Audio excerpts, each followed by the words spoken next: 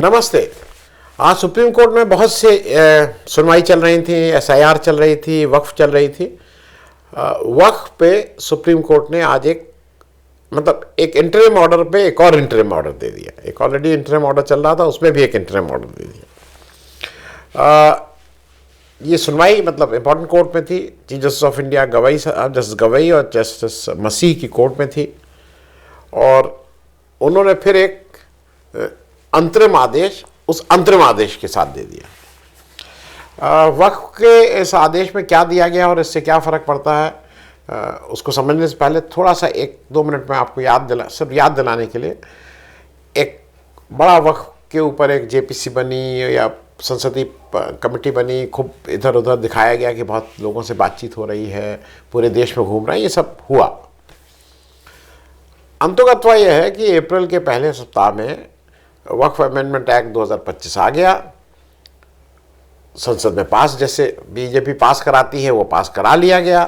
5 को राष्ट्रपति महोदय ने उसका अनुमोदन कर दिया, और 8 अप्रैल को नोटिफाई होकर वो देश का कानून बन गया, एक्ट हो गया।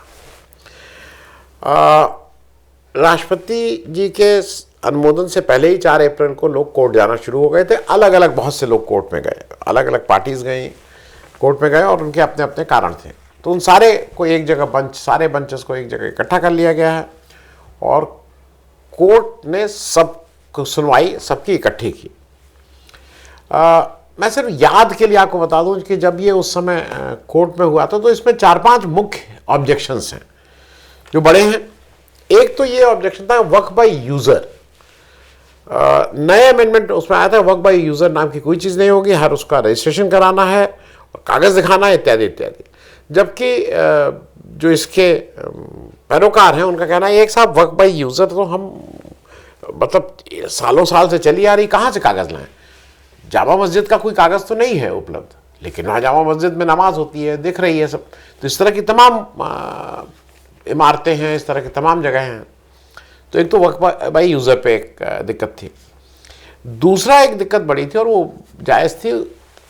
अब ये नए अमेंडमेंट में ये आ गया है कि जो वक्फ बोर्ड बनेगा मैनेजमेंट का, उस वक्फ मैनेजमेंट बोर्ड में हिंदू भी आ सकते हैं। उन्होंने 2 हिंदुओं की बात कही थी, हालांकि अब तो कोई 3-4 की भी बात कर रहे हैं, लेकिन हिंदू भी आ सकते हैं।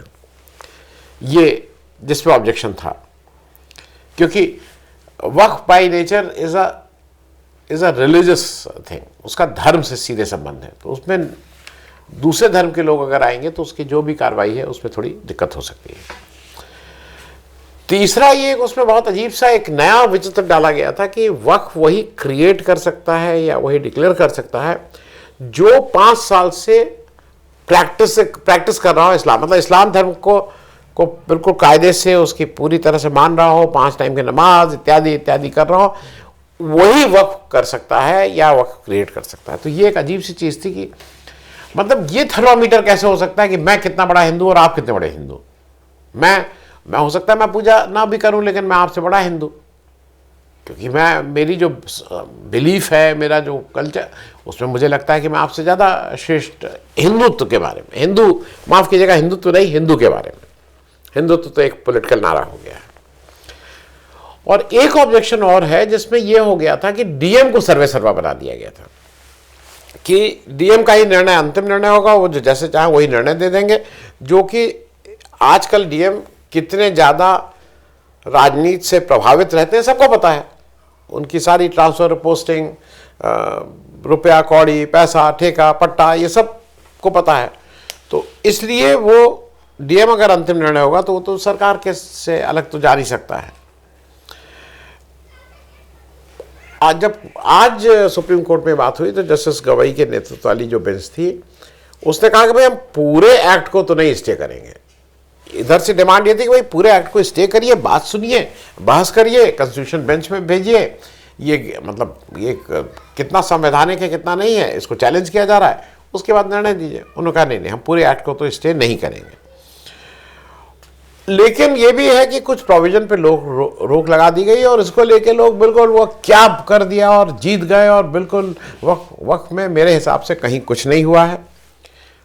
आंख में धूल झोंकी गई है, एब्सोल्युटली ग्राउंड पे कुछ चेंज नहीं हो रहा हुआ है। इस ऑर्डर के मद्देनजर मैं बोल रहा हूं, क्योंकि वक्फ बाय यूसेज पे रोक नहीं लगी। जो एक क्लॉज था ना कि वक्फ बाय यूजर यूज जो है उसको वैसे ही चलने देंगे, उस पर भाई स्टे कर, उस पर नहीं स्टे किया गया है, पर स्टे नहीं है। अब मुझे यहां जरा एक चीज आपके साथ ये बात करनी है कि देखिए, ये पहले तो वक्फ समझ लीजिए, वक्फ पूरी तरह से एक धार्मिक, इस्लाम धर्म को मानने वाले लोगों का एक धार्मिक प्रोसेस है, एक धार्मिक आइडेंटिटी है, जिसमें वो अपना, अगर उनको लगता है कि ऊपर वाले ने, उनके ईश्वर अल्लाह ने उनको कुछ दिया है या कुछ उनकी मन्नत मानी गई है या कोई भी और कारण है, तो वो एक प्रॉपर्टी को वक्फ कर देते हैं, डिक्लेयर कर देते हैं, क्रिएट कर देते हैं, और वो धार्मिक आयोजन के लिए, और अपनी प्रॉपर्टी को वो देते हैं। और यहां पे आस्था की बात है। देखिए, ऐसा ये कहना कि मेरी आस्था आस्था, आपकी आस्था से कोई मतलब नहीं। अगर सुप्रीम कोर्ट अपना ऑर्डर देते समय ये कहता है कि राम जन्मभूमि के बारे में कि भाई ये हिंदुओं की आस्था का प्रश्न है, तो क्या मुसलमानों की आस्था नहीं है? मतलब ये एक प्रश्न है जो हमको और आपको पूछना होगा। दूसरा है कि रिवाज की बात, भाई रिवाज क्या है, परंपरा क्या है, और तीसरी है प्रैक्टिस की बात।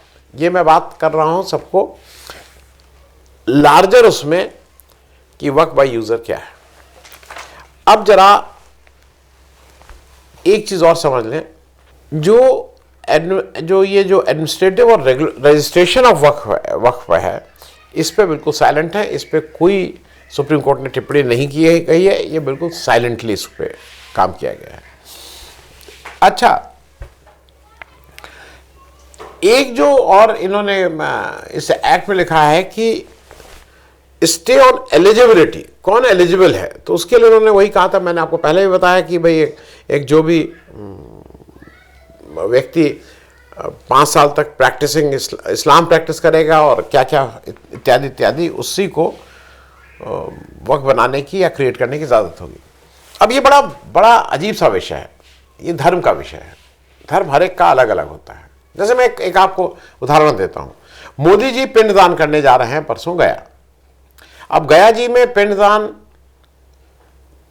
जो एक दिन का, ये कोई रस्मों अदायगी नहीं कि मोदी जी गए और उन्होंने पिंडदान कर दिया, उसका एक प्रोसेस है, धार्मिक काम है, धर्म का एक प्रोसेस है। किस तरह से जाएंगे, पिशाच मोचन जाएंगे बनारस, उसके बाद कहाँ कहाँ जाएंगे, बाल कटवाएंगे, बाल पे उस्तरा लगवाएंगे पूर्वजों, और उसकी एक प्रोसेस है।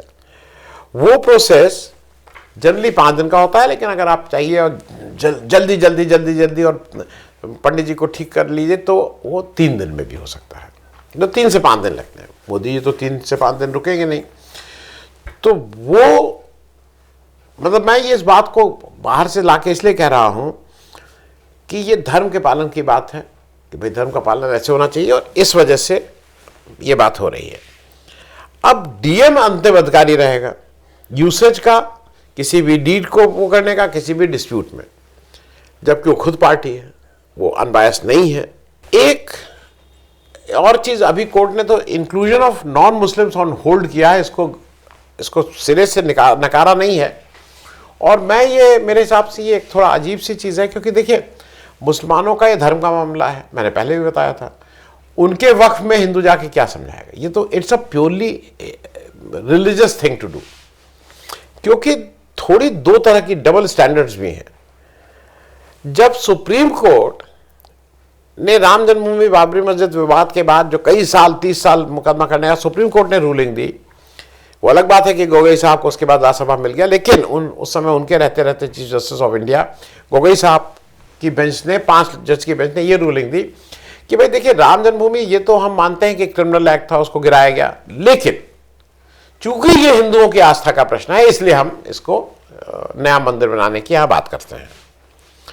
अब आप ये बताइए कि इस वक्फ में, जो वक्फ इन लोगों ने अपनी प्राइवेट प्रॉपर्टी दी है सार्वजनिक कामों के लिए, उनको ये हक नहीं रहेगा। अब बात पूरी समझिए, राम जन्मभूमि में तो ये हो गया कि भाई हमारी धार्मिक भावनाएं, हमारी आस्था है, तो उनकी आस्था क्या है? भाई उनकी आस्था भी तो कुछ ना कुछ होगी। मैं एक चीज़ और इसमें ऐड करके ख़त्म करूं, जब राम जन्मभूमि का वर्डिक्ट आई सुप्रीम कोर्ट से, और सुप्रीम कोर्ट ने पार्लियामेंट को निर्देशित किया कि आप इस पे एक प्रॉपर डीड बनाएंगे, इसको कैसे इसका संचालन होगा, इसका एडमिनिस्ट्रेशन होगा, वो बनाएंगे। और उसमें लिखा गया है साफ साफ कि नॉन हिंदू उस 15 वो न्यास बना है जो, जिसमें कुछ टेम्पररी हैं, कुछ वो हैं, कुछ एक्स ऑफिशियो हैं कि अगर ये, उसमें ये है कि अगर फैजाबाद का डीएम हिंदू नहीं है तो नेक्स्ट इन कमांड उसका वो इंचार्ज, उसका मेंबर होगा। ये आपको लगता है कि उचित बात हुई है? मेरे हिसाब से तो ये बात उचित नहीं है, क्योंकि अगर आप एडमिनिस्ट्रेशन की बात कर रहे हैं तो फिर तो सबको खोलिए ना ये बात। और ये बात वेलकम स्टेप होगा, एक नई तरह की पहल होगी कि किसी के भी वक्फ हो, चाहे मंदिर का एडमिनिस्ट्रेटिव वो हो या क्रिश्चियंस का जो चर्च चलता है उसमें नॉन क्रिश्चियंस को आने दीजिए, हिंदू मुसलमानों को आने दें, मुसलमान हिंदुओं को आने दें, इससे अच्छी क्या बात हो सकती है। लेकिन केवल मुसलमानों के वक्फ में हिंदू में नॉन मुस्लिम जाएगा, बाकी जगह कहीं कोई नहीं जाएगा। बाकी जगह यहां तक लिखा जाएगा जो राम जन्मभूमि न्यास है, मतलब कि अगर वो डीएम हिंदू नहीं है तो नेक्स्ट इन कमांड उसके जाएगा। मैं एक चीज और कह के इसको समाप्त करूंगा। थोड़ा एक डेटा मैं आपके साथ शेयर करना चाह रहा हूं। मेरे पास मार्च 2024 का डेटा है। उसके अनुसार कुल जो वक्फ की प्रॉपर्टीज थी वो 8,72,000 थी। 8,72,000 were the total properties of Waqf in India. और इन प्रॉपर्टीज के बाद 9,40,000 के करीब एकड़ लैंड इन वक्फ के पास है, मतलब वक्फ के जो करता धरता है। और इसकी मार्केट वैल्यू 1,20,000 करोड़ है। 1,20,000 करोड़ है इसकी मार्केट वैल्यू। अब जरा आ जाइए दूसरी तरफ, और वो इंपॉर्टेंट है। मैं भारत के केवल 2 राज्यों को इसकी बात कर रहा हूं, तमिलनाडु और आंध्र प्रदेश। क्योंकि मैं तमिलनाडु और आंध्र प्रदेश के वक्फ की बात करूं, वक्फ माफ कीजिएगा, उनके मंदिर की, तो जो तमिलनाडु का मंदिर है, उसमें 38,000 मंदिरों को तमिलनाडु सरकार सुपरवाइज करती है, उसकी देखरेख में चलते हैं।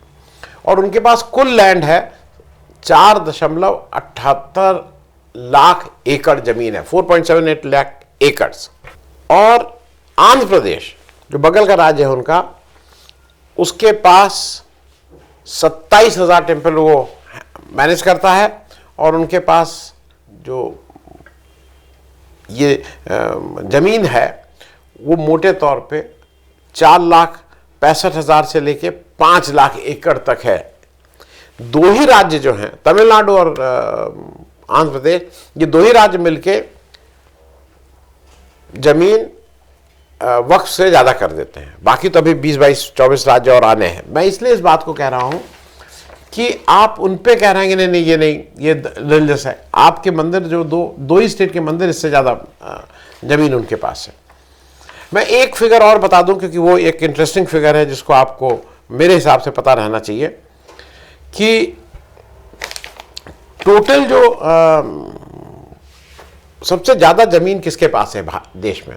इंडियन आर्म फोर्सेस के पास, भारत की सशस्त्र सेना के पास कैंटन मिला के सबसे ज्यादा जमीन है, करीब 18 लाख एकड़। नंबर 2 पे इंडियन रेलवे 12,11,000 एकड़। और तीसरे नंबर पे जो हिंदुस्तान में आता है वो वक्फ को सरकार कहती है, हालांकि मैं उस पर भी आपको बताऊंगा। वक्फ के पास 9,40,000 है, तीसरे नंबर पे इसको कहा जा रहा है। लेकिन इसमें 2 बेमानी की बात है। 2 तरह से आप स्टैटिस्टिक्स को दिखा रहे हैं। पहला, वहां पे 2 स्टेट मिलके करीब 10 लाख एकड़ है, और यहां पूरे हिंदुस्तान की वक्फ का करके 9,40,000 एकड़ है। और इसको आप एक साथ नहीं दिखा रहे हैं। आप इसमें कह रहे हैं वक्फ तीसरा सबसे, अरे भाई, तो आप हिंदू टेम्पल्स का भी तो कर लीजिए, क्रिश्चियंस के पास जो ज़मीन है, उनके जो धार्मिक संगठन है उनका भी तो करिए। फिर तो सभी का करिए ना कि किसके पास कितनी ज़मीन है, साफ साफ पता लग जाएगा। इसमें कौन सी दिक्कत है। दूसरा जो मुझे लगता है, ये भी एक ताज्जुब वाली, भारत का कुल क्षेत्रफल जो है 811.4 मिलियन एकड़्स है। अब अगर इसको वैसे एकड़ में कहें, इसके मुकाबले जो हमारा वक्फ है वो कितना है, वो 811 मिलियंस है। तो मोटे तौर पे कितना हुआ, अगर वो करें 811 लाख हेक्टेयर से ज्यादा जमीन है, ठीक है। वक्फ के पास कितनी है, 9.4 लाख एकड़। कितना हुआ, जो करीब 0.1%, 0.12% है। तो टोटल भारत की जमीन का 0.12% है जो वक्फ के पास है। उसको हम लोग टोटलिटी में गिन के ये कहते हैं कि देखिए वक्फ सबसे बड़ा है। मेरे हिसाब से जितने भी रिलीजियस संगठन हैं उन सबकी ज़मीन को एक जगह कंसोलिडेट करिए और फिर देखिए किसके पास कितनी ज़मीन है और कौन क्या कर रहा है। मैं चलते चलते एक चीज़ और कर दूं। एक चीज़ ये अच्छी है कि अगर मैं उसका एक दो पक्ष अच्छे भी हैं इस अमेंडमेंट एक्ट में, डिजिटाइज करिए, मार्केट प्राइस लीजिए, इसमें कहीं कोई दो राय नहीं है। लेकिन जो सबसे बड़ी महत्वपूर्ण बात है, और उस पर उस नज़रिए से देखना, वक्फ सरकारी लैंड नहीं है, वक्फ सरकारी ज़मीन नहीं है। वक्फ को किसी व्यक्ति ने वक्फ किया था, किसी अपना कोई उसका हुआ था, ऊपर वाले ने सुन ली थी, उसको दिल में जो भी आया उसकी वजह से उसने अपनी प्राइवेट लैंड को वक्फ किया था। उस सरकार का कोई लैंड नहीं है। तो इस तरह की ये बात कहना कि वक्फ के पास इतना और वो है, ये मेरे हिसाब से बेमानी बात है। क्योंकि जब वो किसी इंडिविजुअल का लैंड है, वो सरकार का नहीं है, तो फिर आप कौन होते हैं ये कहने वाले कि ये वक्फ है और ये सरकारी है और इसमें क्या करना चाहिए क्या नहीं करना। सार्वजनिक है लेकिन सरकारी नहीं है। थैंक यू सो मच, बहुत बहुत धन्यवाद।